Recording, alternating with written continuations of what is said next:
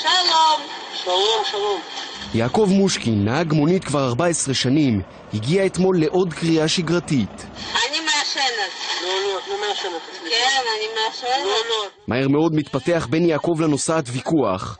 הוא מבקש ממנה לצאת מהמונית, היא בתגובה מוציאה פחית בירה.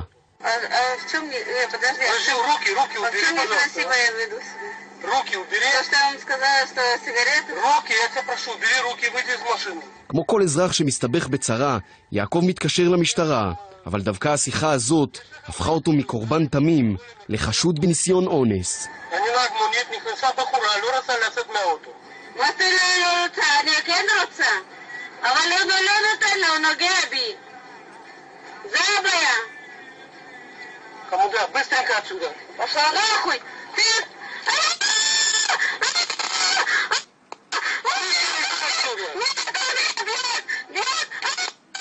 הצרחות של הנוסעת בתוך הרכב גורמות להתקהלות סביב המונית.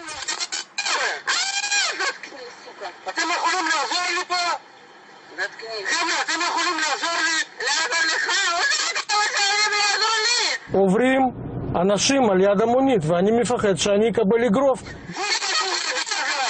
משטרה приедет. Выйди, я тебя прошу, выйди из машины. משטרה здесь.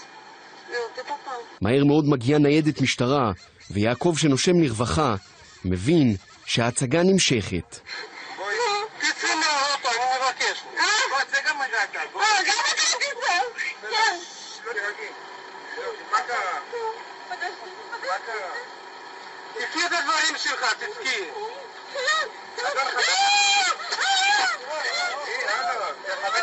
אני לא רוצה לגעת בזה בכלום.